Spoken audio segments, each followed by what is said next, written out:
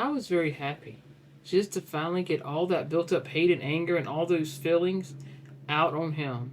In her own words, Amanda Taylor compared murdering her father in law to the thrill of her first roller coaster ride.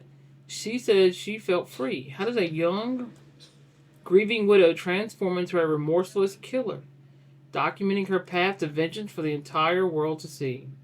This is a story of obsession, social media, and one selfie that would seal a killer's fate. Before the murder and the infamous selfie, Amanda Taylor was a young wife and mother in Virginia. Her life, however, was turned upside down by her husband, Rex Taylor's severe addiction to prescription drugs.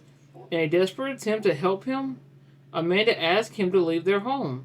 Tragically, shortly after, Rex died by taking himself out.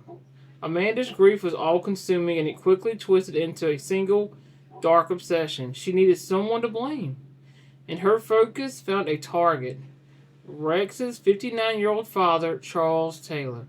Amanda became convinced that Charles was the source of her husband's addiction and was therefore responsible for his death. This belief ignited a desire for revenge that would spiral into a cold-blooded plot. On April 4th, 2015, the 24-year-old Amanda put her plan into motion. She brought along a 32-year-old acquaintance named Sean Ball, and they drove to Charles Taylor's home, pretending it was just a friendly visit. Once inside, their pretense vanished. Amanda attacked Charles with a bayonet-style knife she had purchased for the occasion. The assault was breathtakingly brutal. Charles was stabbed 31 times in a personal and vengeful attack. Amanda would later tell investigators she chose a knife specifically so her father-in-law would know it was her delivering the final blows. But what she did next catapulted the case into digital infamy. With Charles's body laying nearby, Amanda Taylor picked up her phone. Smirking, she posed for a selfie, holding the bloody murder weapon. She dubbed herself the Brunette Bomber and sent the photo to a crime blogger, hoping they would post it on a serial killer website. The blogger refused and immediately alerted the police, but Amanda's disturbing digital trail was just getting started.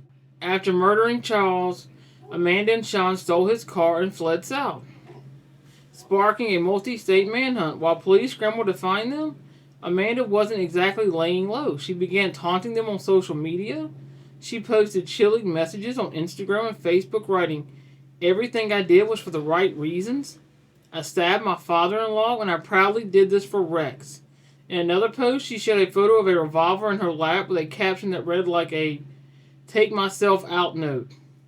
"It's about that time. I'm going to go find my husband in hell and finally be at peace." But her thirst for violence wasn't satisfied. At one point, she tried to get Sean to shoot two girls for their money at a rest stop, but he refused. Furious with his hesitation, she later aimed the revolver at a jogger on the parkway and pulled the trigger. Her rage then turned on her accomplice. Amanda shot Sean Ball in the face, with the bullet passing right through his jaw. She took a photo of his injuries and left him for dead on the side of the road. Miraculously, he survived. All the while, she continued contacting the crime blogger, who was relaying her location to law enforcement. After a chase on Interstate 40 that ended with a spike strips, Amanda Taylor's run from the law was over.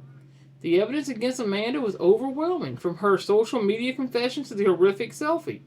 Despite this, she pled not guilty, reportedly for the attention a trial would bring.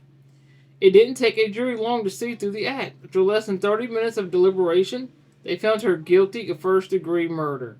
The judge called her actions cold and calculated and labeled her evil personified, sentencing Amanda Taylor to life in prison without the possibility of parole.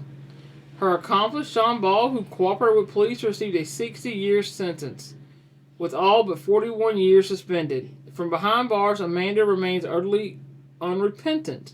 In interviews, she has shown no remorse, stating, "I did exactly what I wanted to do." Amanda Taylor's case is a disturbing look at how profound grief can be, twisted by obsession and a desire for notoriety. A grieving widow become a vengeful killer, not in the shadows, but in the spotlight of her own social media feed, leaving a legacy of violence and a chilling, emotionless smile.